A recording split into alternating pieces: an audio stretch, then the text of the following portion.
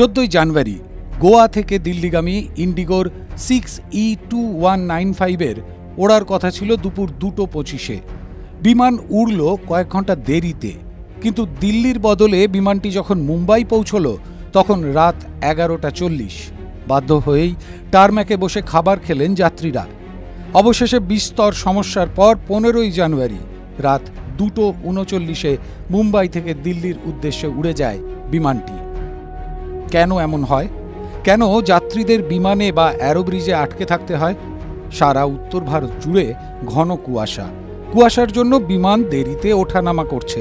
দীর্ঘ হচ্ছে যাত্রীদের প্রতীক্ষার প্রহর। বাড়ছে যাত্রী বিক্ষোভ। রবিবার দিল্লিতে 500টি বিমান দেরিতে ওঠানামা করে। কেন এত দীর্ঘ ওয়েটিং সিকিউরিটি চেকের পরেও?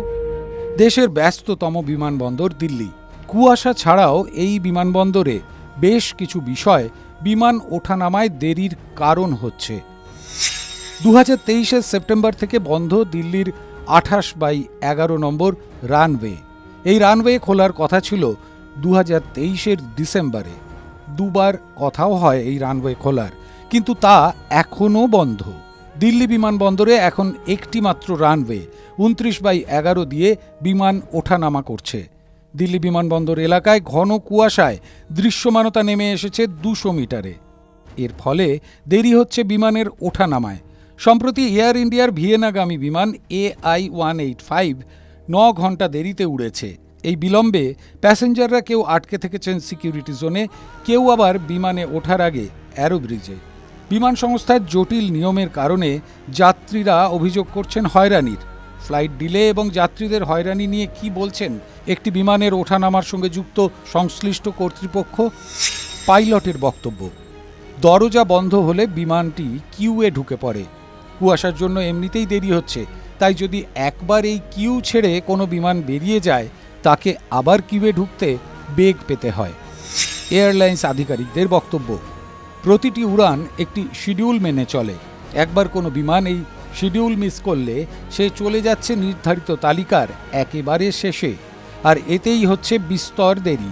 এমনও হতে পারে 100টি বিমানের পিছনে সেই বিমান চলে যায়। CISF-এর বক্তব্য, যাত্রীরা একবার অ্যারোব্রিজ বা বাসে উঠে পড়লে তাদের বিমানে না ওঠা পর্যন্ত ফেরানো যায় না। নিরাপত্তার খাতিরেই এই ব্যবস্থা। একবার কোনো যাত্রী যদি অ্যারোব্রিজ বা বাস থেকে ফিরে আসেন, তাকে পুনরায় নিরাপত্তার কারণে সিকিউরিটি চেক পদ্ধতির মধ্যে দিয়ে যেতে হবে। এয়ারপোর্ট অথরিটির বক্তব্য, দিল্লি এয়ারপোর্টের 2 নম্বর টার্মিনাল পিক আওয়ারে ক্ষমতার চেয়ে বেশি যাত্রী পরিষেবা দেয়। এর ওপর যদি চেক ইন করা যাত্রীরা আবার এয়ারপোর্টে ফিরে আসেন, তাহলে সমস্যা বাড়বে বই কমবে না। সরকারের সংশ্লিষ্ট কর্তৃপক্ষের বক্তব্য, এই সমস্যা দূর করতে যাত্রীদের টার্মিনালে না ফিরিয়েই যাত্রী স্বাচ্ছন্দ্য বাড়ানোর জন্য জরুরি ভিত্তিতে পরিকল্পনা করছে সরকার। আর যাত্রীদের বক্তব্য, এই ধরনের পরিস্থিতির জন্য এয়ারলাইন্স কর্তৃপক্ষের তৈরি থাকা উচিত। TV9 Bangla digital.